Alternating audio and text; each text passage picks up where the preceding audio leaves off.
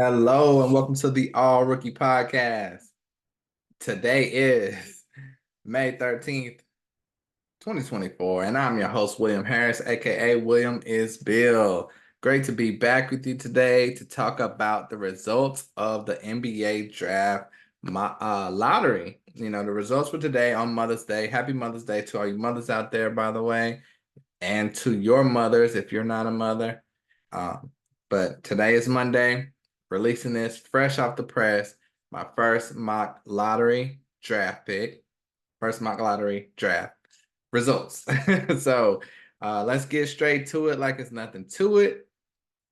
If you didn't see the results of the mock draft, I'll just run through it real quick to show you the teams that are picking and in what order. The Hawks ended up with the first overall pick in the draft. You're saying the Hawks, what? Well, that's how the lottery balls work. You don't have to be a worse team to get the first pick. So they lucked out. The Hawks get the first pick. The Wizards get the second pick. That's around where they should have been, first or second. The Rockets get the third pick. That is from the Brooklyn Nets.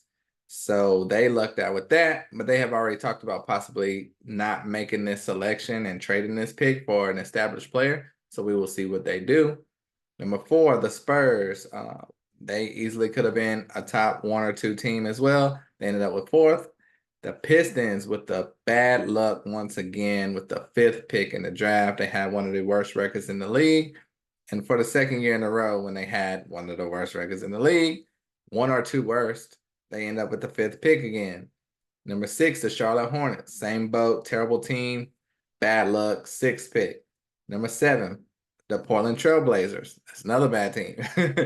But they ended up with 7th. And then 8th, the Spurs again. That's from via a trade. 9, Memphis Grizzlies. 10, Utah Jazz. 11, Chicago Bulls. 12, Oklahoma City Thunder, because it would not be right if there was a lottery without the Thunder in it. That's from the multitude of trades they made in the past.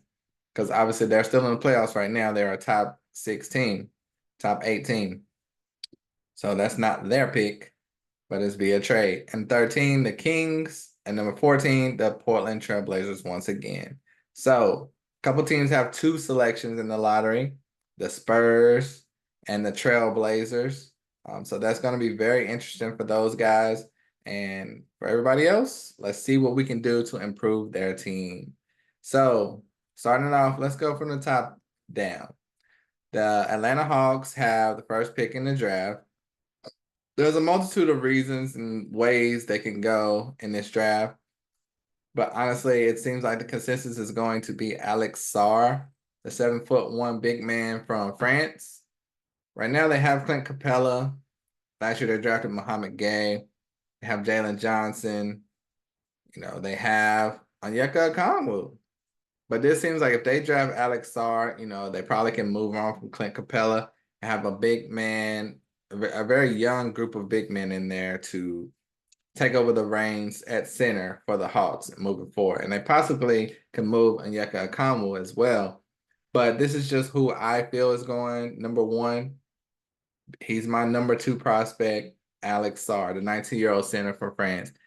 He is a great shot blocker, great shooter of the ball. As far as from the field, he's shooting 50%, and that's not all dunks. So he plays, all around the court. He has a nice touch on the shot. He can shoot the J. And most intriguing, he can put the ball on the floor and get his own shot. He has some surprisingly nice moves. Still young at 19, like I said. And he's just going to continue to improve and be a great piece for the future. He's not just a rim runner. He can do a lot more. And, he never looks lost out there on the court. I know he's going to get stronger. One of his weaknesses is his strength, but he's going to get stronger out there. And I think that he will fit great with this Hawks team. It's going to be fun. But they, like I said, they still can go a number of ways. They could trade the pick as well. They don't really need a young rookie at all. I mean, really, they need to overhaul this whole roster. But by doing that, they can go ahead and take this young big man and move some other pieces. But I have Alex Sarr going to the Atlanta Hawks. Hawks fan, how you feel about that? I know they're excited because they did not expect to be number 1 or 2 or 3 probably. But you don't get rewarded for tanking in the NBA, so you might as well play your games out. Now, number two, the Washington Wizards have the number 2 pick. Like I said, they're going to end up with Isaiah Collier, in my opinion, my number 1 prospect. The consensus is not he is not this high ranked, but I'm going by my board. I haven't taken Isaiah Collier. Right now, they only have Tyus Jones at point guard. Other than that, they have a 2nd-round pick in Jared Butler, and that's about it at point guard. They were running in some guys from the G League. That's probably their weakest position. You could possibly say center, but they have Marvin Bagley, who's solid-ish. They have Tristan Vucevic, who they drafted last year, who they may want to see this year. And I just feel like Isaiah Collier is a different direction. He's a scoring point guard that can do it all. I think he has the most talent in this draft class, and they need to go with that. A lot of teams want Tyus Jones, so they probably can move him out of there, or they can keep him in there to help coach up, Isaiah Collier as a teammate, veteran teammate. He will help his game out a lot. Isaiah Collier averaged 16 points, 3 boards, 4 assists, 1.5 steals per game. He shoots 34% from 3. There's a lot of talk how he is inconsistent and a bad shooter and all of that, but that's really not the case. It's just some players get a stereotype on them, and it's hard to shake. But 34% from 3 is a good shooter. So people need to stop with the same narrative that he's not a good shooter and he's selfish or whatever. And he was on a bad USC team. When you're on a bad USC team, you're going to do more than you should than if you were, say, on a UConn. You don't have to do as much. You don't have to show as many warts. So I believe Isaiah Collier will be a player that can help change the culture of the Wizards. I don't think he will contribute to them winning because they're going to need a lot of help. They're going to need a roster rehaul. But he's a first step. He was the number 1 player coming into college this year, number 1 high school player. So for people to say that's crazy, he's not he's not this, he's not that. There are a few people that are saying he's worth going in the top 3, top 5, but I'm one of them, and I still believe in Isaiah Collier. He's lightning fast. He has the wow factor. And I just think he will be a great point guard for this team. You look at a lot of teams in the league, they all have dynamic point guards. That's what he can be for this Wizards team. Number 3, the Houston Rockets. I have them selecting Cody Williams from Colorado, 6'8", very long wingspan, average 12 points, 3 boards, 1.5 assists, 0.6 steals, 0.7 blocks. He's kind of a do-it-all type of person. And as far as the Rockets go, their roster is loaded with talent. So they don't need a rookie to come in right away and really do anything, really. So Cody Williams is not really fully where he will be in 2 or 3 years, but he's still good. Very long athlete. But yeah, like I say, he's a little raw, but he is a good shooter. So like saying that he's raw, but a good shooter, that's kind of scary how good his potential is because he shot 41.5% from 3. So, and he can create his own shot. It's a lot that he can do on the court and that he will continue to develop to do. But like I said, the Rockets are potentially going to trade this pick. So it depends on who's going to move into this spot. If someone does, what this selection will be. But as of right now, if they keep the selection, I think they should take Cody Williams because they could take a guy like Ron Holland, but how close is he to Cam Whitmore?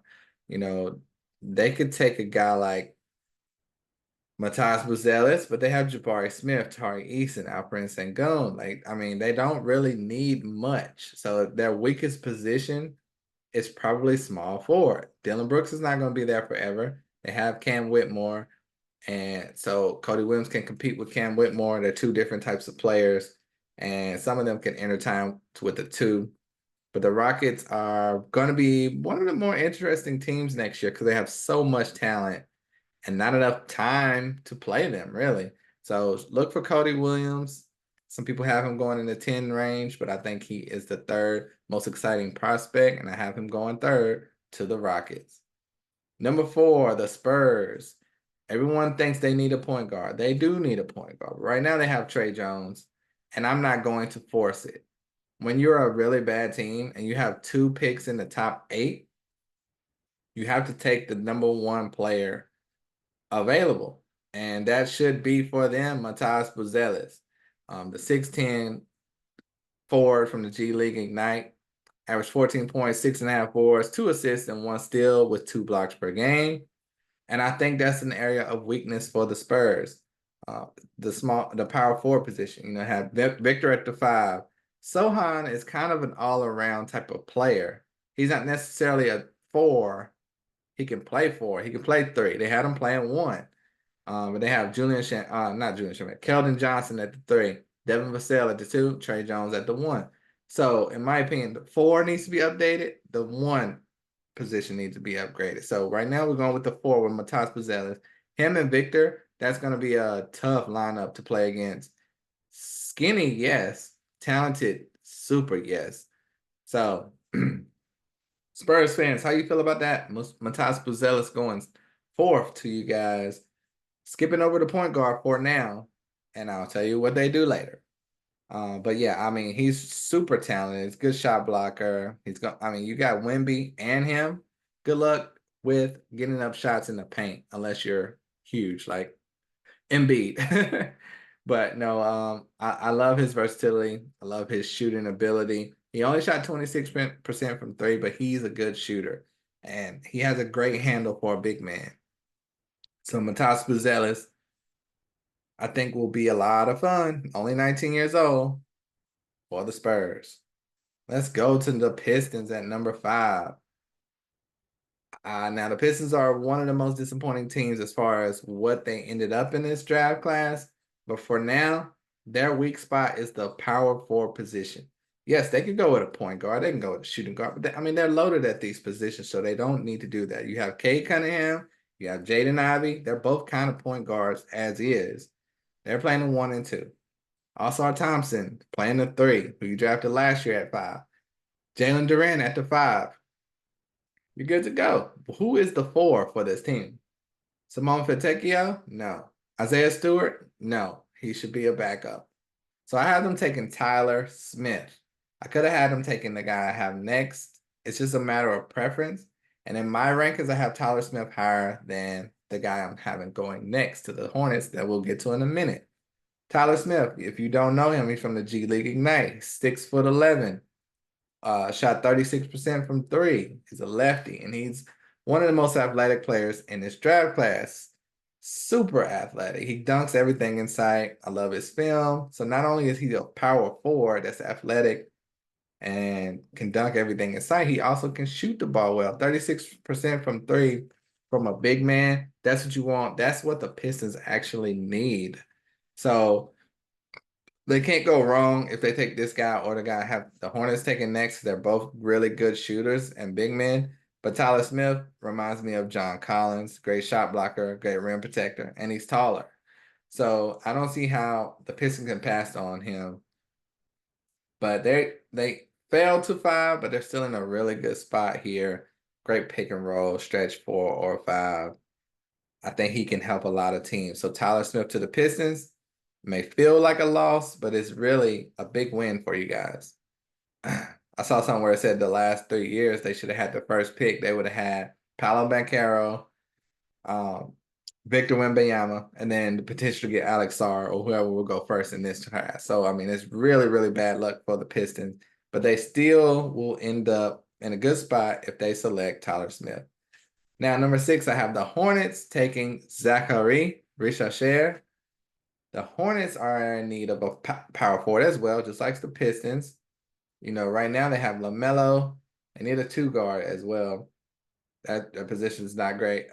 But if you have Brandon Miller and Miles Bridges, they're all interchangeable with the 2, the 3. And then Mark Williams at the center, if he's healthy. So Miles Bridges is not a 4. He's more of a 3. So you could say they need a 2 or a 4. We will see. But I think Zachary Richardson, the 6'9" forward from France, scored 11 points per game, 1 steal per game, shot 43% from 3. So he brings shooting to the team, which they don't really have. He will be the only great 3-point shooter in the lineup, in the starting lineup. So, and he's a great spot-up shooter. A lot of times he plays like a small forward, plays on the perimeter. But he's very decisive with his moves. Uh, he can hit the fadeaway. He just needs to work on his post game. But I think at this position, a lot of people have Zachary as a #1 prospect. I do not, but I don't think the Hornets can pass on that evaluation at #6 when nothing else is really going to help your team in this range. He has a swing for the fence type of feel for him at 6'9". He has the guaranteed shooting. I think he would be a good fit, Zachary Richard for the Hornets. And if the Pistons take Zachary, then the Hornets should take Tyler Smith. So interchangeable, like I said. Next, we have the Portland Trailblazers on the clock. Disappointing season, terrible season, honestly. A lot of injuries, but I have them taking Ron Holland at pick #7. Ron Holland from the G League Ignite. Averaged almost 20 points per game, 7 boards, 2 steals, and a block.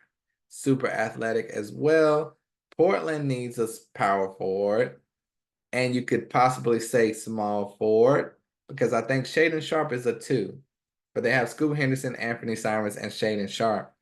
So it's going to be some issues of what they're going to do with their lineup. Are you going to stick with that small backcourt? Or are you going to trade one of those guys, which I've heard Anthony Simons is on the market. So Shaedon can move to the 2. And then boom, you slide Ron Holland right in at the 3. And I think he will fit tremendously. He will fit with a lot of good spots with these teams in the lottery. So it's going to be interesting where he goes. Great handle. Only 24% from 3. But that obviously can improve. Great size, height, body weight, tremendous movement, tremendous in transition. He can lead the break or take off. Great defender with his size, arm length, with steals and blocks. I really think Ron Holland can be a great fit for this Trailblazers team, and he will grow with the team. He's not ready to come in and be an all-star right away. So he has some things he can work on with the shooting and as well. And so I think Ron Holland will fit well with Scoot and Shaedon Sharpe. And we'll see what happens with their next pick in about 7 more picks. Next, I have the Spurs up again. Earlier, I had them taking Matas Buzelis to play that 4 role. So all they needed left was a point guard. I have them taking Rob Dillingham from Kentucky. He may not be the ideal point guard that you wanted for the Spurs. I mean, honestly, if they can get something for this selection, I would try to trade and get a better point guard. Not that Dillingham is not good. I just don't know if he's going to help the Spurs in the way they may be looking for the help. Now, Dillingham has insane handles. His handles are remind me of Stephon Marbury. Great athlete with hops, has a killer crossover. He's very good at getting steals. Shot 44% from 3. The only negative as far as ending up with the Spurs is he averaged 4 assists per game. You want that for Victor Wembanyama, you want a 10 assists per game type of point guard. So, if I'm the Spurs, would I trade 4 and 8 for a Trey Young, or just a guaranteed point guard that is going to get a lot of assists and feed the big man, put him in the right spot? I don't know if Rob Dillingham is going to do that. He's going to be a great potential point guard for someone, but the Spurs are like, we have Victor. We need to win now before he leaves us. We're terrified. I don't think Dillingham is going to do that for the Spurs. I think he is the best point guard available at this point. Some could say they could have took him at 4, but still, I don't know if he's the right point guard for the Spurs, even though they really do need a point guard. So we will see what they do with this pick at 8, but right now I have them taking Rob Dillingham, and he could obviously be coached up. He was at Kentucky. Things didn't work out great for their success, bounced in the first round once again. So with the coaching of Greg Popovich, he may be able to get Dillingham to do what he wants. We shall see, but that's what I have going right now. Now, #9, we have the Grizzlies on the clock. The Grizzlies have John Morant, Marcus Smart, Desmond Bane, Vince Williams, and Jaren Jackson. So you can say the 4 or 5 position could need an upgrade. They have Santi Aldama and Brandon Clark coming back. They have Gigi Jackson. They really don't need a lot. But we know they did trade Steven, the big man. I can't even think of his name right now. The big guy that looks like Aquaman. Anyway, they traded their backup center who was out all of last year. I'm so mad I can't remember his name right now. I could see his face. And I had him on my fantasy team, but I dropped him. But anyway, um, the Grizzlies could use another center because behind Jaren Jackson, it's pretty shallow. They were using Trey Jemison a lot last year, and he was a G League center. So I have him taking Kalel Ware, my 8th ranked prospect in this class, a 7-footer from Indiana, averaged a double-double, 16 and 10 with 2 blocks per game. And I think this is a steal for them. It's an embarrassment of riches because they don't need him necessarily. He's not going to come in and be forced to start or pressured to start, but he can grow with this team and play with no pressure. And the Grizzlies are a playoff team. They're not a lottery team. They just had a year full of injuries and suspensions, so that led them to ending up with the 9th pick in the draft. But having a very impressive, athletic big man with nice touch, that's going to work out well for you. He shot 42.5% from 3. They probably are not going to need him to do that in Memphis, but I think Kalel Ware will fit great with them. And some people say he shouldn't be this high because he has some warts. Being on a team like this will allow you to learn right from wrong, what to do to make your skills better under no pressure. Because he's going to have Jaren Jackson and, depth, Santi Aldama, Brandon Clark to help him. He's not going to be forced to be the man in Memphis, and he will grow. And I believe he can become an even better player if he goes there. If he goes to another team where he can start instantly, that's going to be great as well for him. And for fantasy, that would be better. But for the Grizzlies, if I was there at 9, I would be definitely taking Kalel Ware. Number 10, the Utah Jazz on the clock. I have them taking Terrence Shannon, my number 10 prospect in this class. Rankings are all over the place on Terrence Shannon, so we shall see how it goes. But if you look at the depth chart for the Utah Jazz, they have a weakness at shooting guard. They're going to go with Keontae George as the point guard, who showed great signs in his rookie season. They then have Colin Sexton and Jordan Clarkson as the 2. 2 people I know that they are willing to move on from.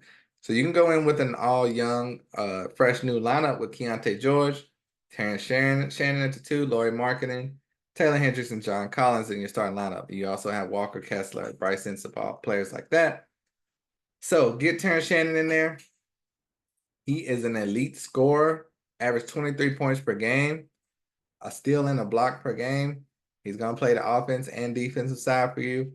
And he's 24 years old, so he's not a baby. Because Utah, you can tell, they want to rebuild, but they also want to win also. So some teams that might be a negative, but for him, on this Jazz team with John Collins and Lauri Markkanen, these guys are in their late 20s now. He will fit. He's not going to be someone that needs to be developed.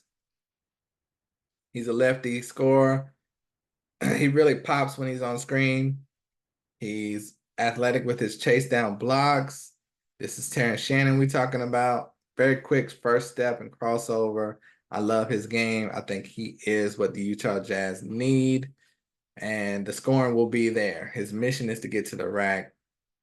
But the shooting is underrated for Terrence Shannon. He shot 36% from 3. So it's not like he's just an athletic freak that's faster than everyone, blows by everyone. He can shoot the ball as well. So I think he'd be a perfect piece for the Utah Jazz at 10. Number 11, this is where it got tricky. The Bulls, they have Kobe White, Zach LaVine, Alex Caruso / Patrick Williams, DeMar DeRozan, Nikola Vucevic. If you look at there, you say you have to have a weakness at the 4 position. Patrick Williams can play 3 or 4, but DeRozan's not a 4. He's listed on the depth chart as a 4. He's not a 4.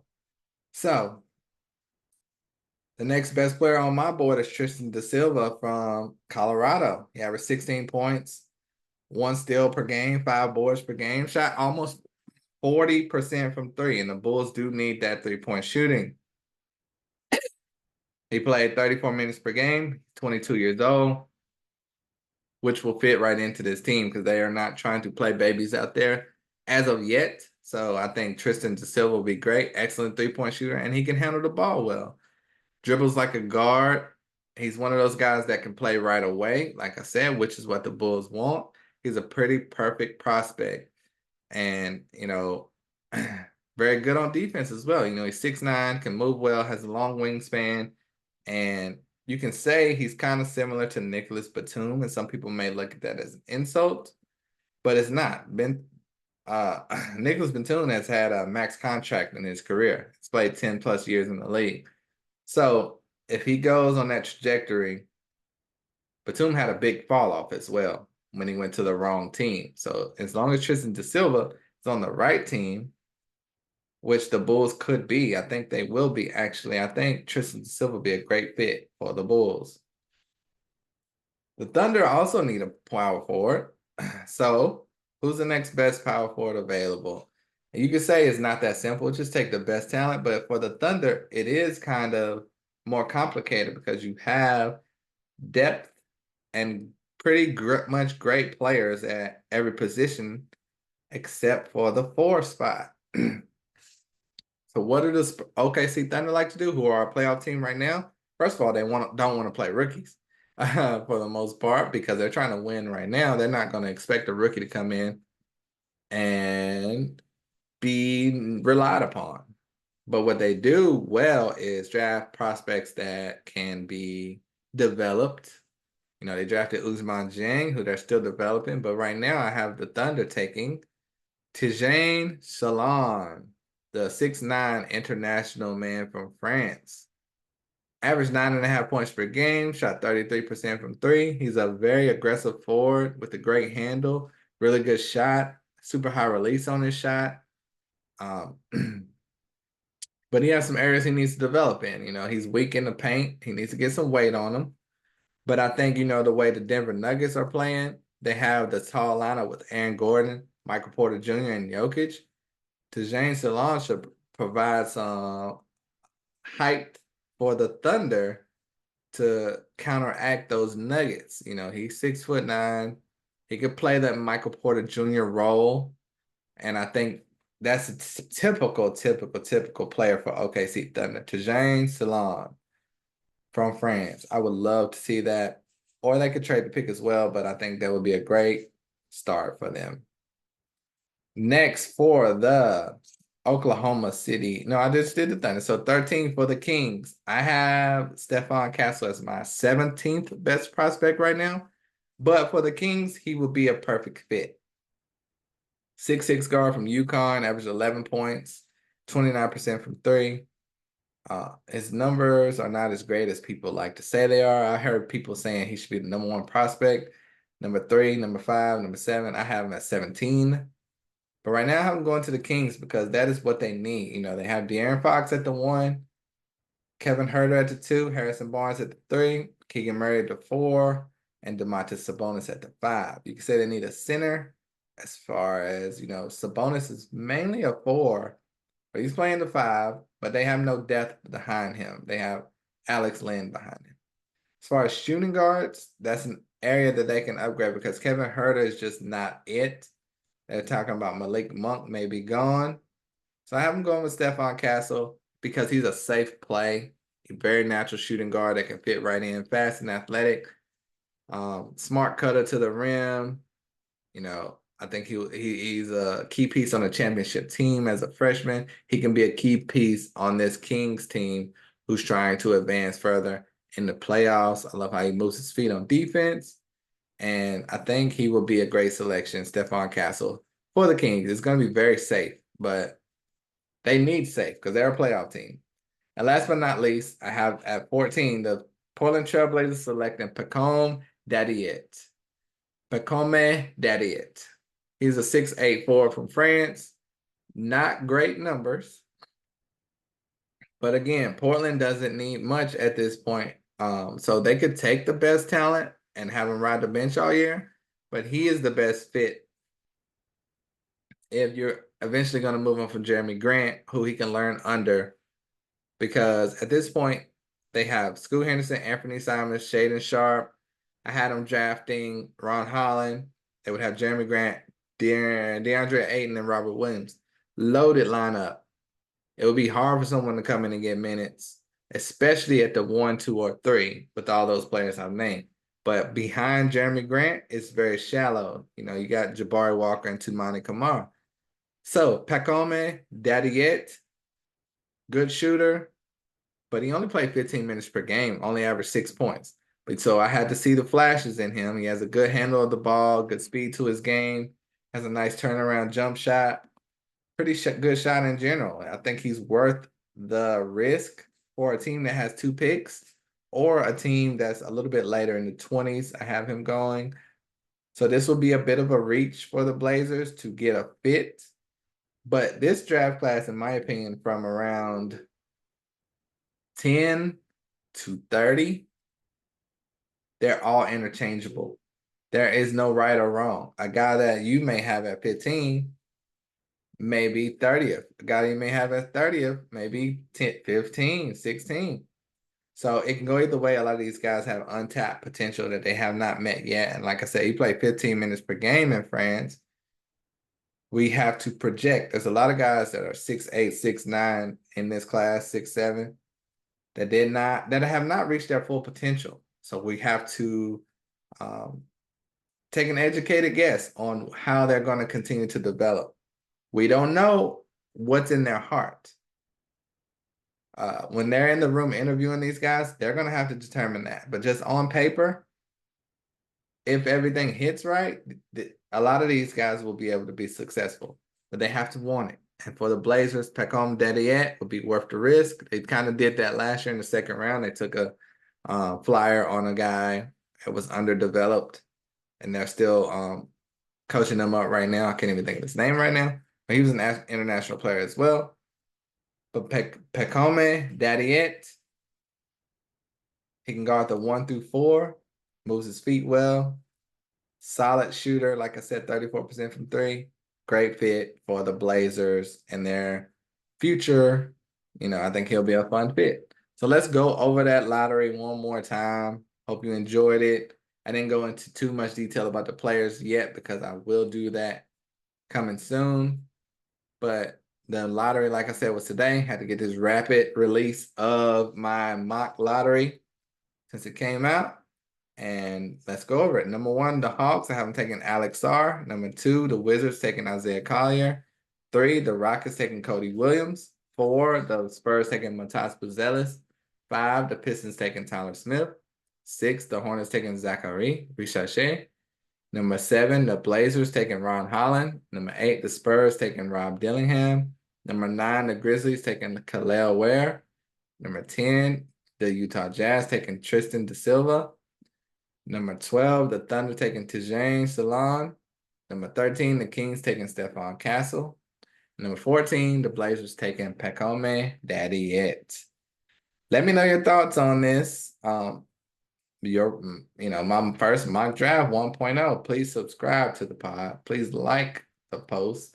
Please comment. I appreciate it all. Follow me on Apple Music, podcast, and podcast anywhere you can get them. Spotify, all that good stuff. YouTube, the All Rookie Podcast. And I would love to hear your feedback. I heard something today where a guys with the popular scouting industry type of, I'll just say it, no ceilings. They do reviews. And he posted, it's so funny to see fans giving their input and doing reviews on players. I'm just laughing at them making a weird face. To me, that's not cool. Every player, every person has an opinion. You can watch what you watch. You have your opinion. All the draft so-called experts are never right. No one is ever right. So you can laugh at someone's lists, at someone's ranking, at someone's projection, and be totally wrong. Like, just because you feel like you have a name in this business, you should not be downgrading anyone for their opinion, especially fans. I mean, people that watch these videos, listen to the podcast, there is no you without them. So that didn't hit me right because everyone has their own opinion. No one is always right. You just got to watch the film and say what you feel for the most part that you believe in your heart. And that's what I do. I'm cool with you guys if you have difference of opinions. I respect your decision. That's how everyone should be. So I just had to get it off my chest. I don't like when people get a name and then try to crap on other people. I don't care if you're talking about me, a fan, whatever, because we're all fans, and no one is always right. Anyone can pull up that guy's misses and say, "Oh, these experts are terrible." So he shouldn't turn around and say the fans. I'm laughing at the fans you know, scouting reports or whatever on players. Like they just did it. They woke up and did it. So, but anyway, I had to get it off my chest. So, because I'm here for the fans, I got you guys back. If you disagree with me, let's talk about it. It'll be fun. That's what it's about, guys. But mock draft 1.0 for the lottery. Here it is. Subscribe, like, review. Till next time, I'm out of here. Peace.